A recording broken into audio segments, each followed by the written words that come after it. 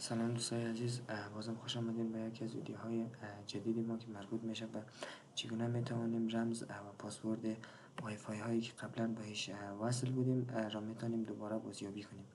خب در این ویدیو اگر اینجا ما براتون یک مثال میزنم. مثلا اینجا میخوایم واردی از این در این شبکه وصل شوم به این وای فای. خب اگر رویش کلیک کنم، گزینه کنکت رو بزنم. خب اینجا من فرض مثال روی گوشی خود امتحان میکنم و اینجا برای من میگه که شما به این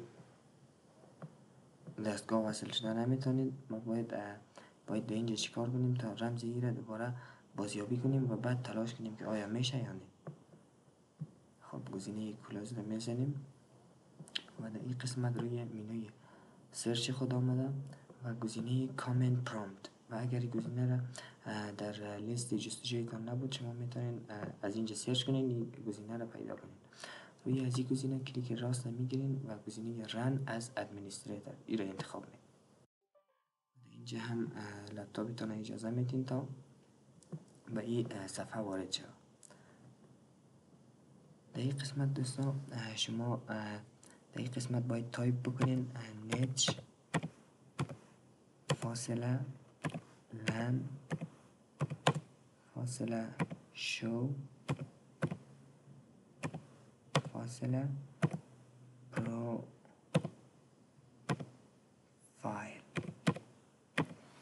و و دکمه اینتر را بزنید. بعد از اینکه دکمه اینتر را زدین، بر شما نمایش داده میشه که مثلا 5 دست و 6 دستگاه که وصل بودین اینجا کاملا اسمایش برای شما میاره و در این قسمت گزینه اول همون گوشی همراه خودی ما هسته که میخوایم در گوشی در دستگاه به وای فایش وصل شد. و در این قسمت دوستا هم تایپ کنین نت فاصله لن فاصله اکسپورت بخشی اشتباه شد اکسپورت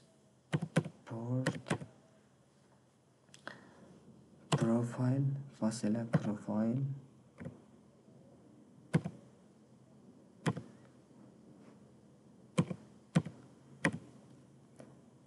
بعد از اینکه پروفایل را وارد کردیم، بازم فاصله میذاریم و تایپ میکنیم فولدر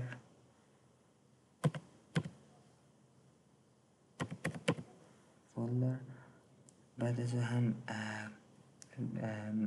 مساوی رو میزنیم و سی رو میزنیم. بعد از هم دوستا قسم یک 2 نقطه سر به سر را وارد کنید و بعد از هم این علامت را بازم فاصله کی مساوی کلیر و این دوستا تمام شد. یعنی و گزینه اینتر را دکمه اینتر را فشار دهید. بعد از اینکه گزینه اینتر را فشار دادین، کل جزئیات و مشخصات همو 5 دستگاه یا 6 دستگاهی که قبلا بهش وصل بودین بر شما نمایش داده میشه و گزینه اینتر را میزنین.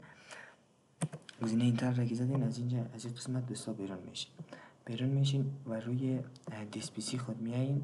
در این قسمت چون ما در پیشتر فولدر سی را انتخاب کنیم و در این قسمت درایو سی خود میایین و با این یک صحنه باید مواجه شوین.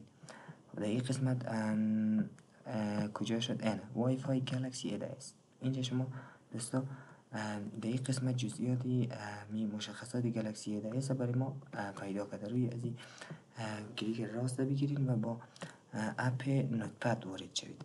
با اپ نوتپد که وارد شدین، گزینه کنترل اف را میگیرین و در این قسمت شما باید تایپ کنین کی ماتریال و بعد از اون گزینه فایند نیکست روی ازی کلیک میکنین. روی ازی کلیک کردین دوستا،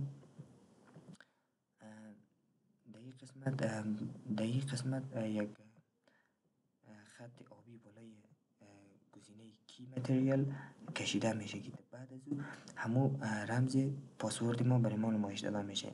یعنی چند تا یک است؟ 1 2 3 4 5 6 7 8 تا 8 تا، یعنی رمز وای فای ما 8 تا 1 هست. و در این قسمت دوستا اگر بریم وارد وای فای شویم آیا همین رمز کار میکنه یا نه.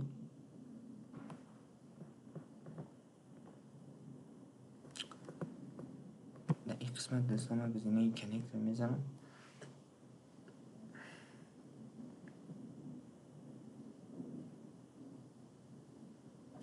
اینو دوستا دیدیم که کاملا موفقانه کانکت شد.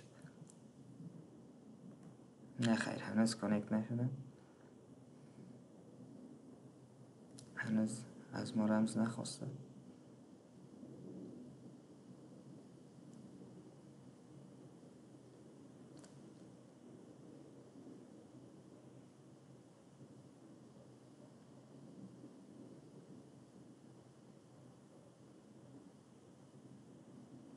اینو دوست.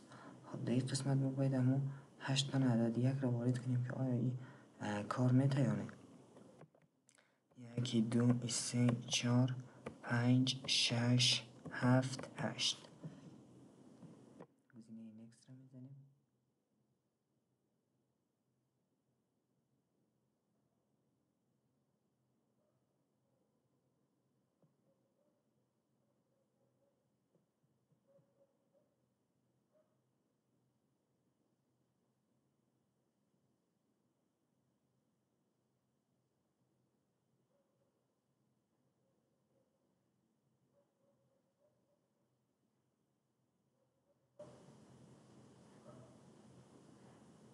اینه دوستا دیدیم که موفقانه وصل شد و اینجا من اینترنت ندارم.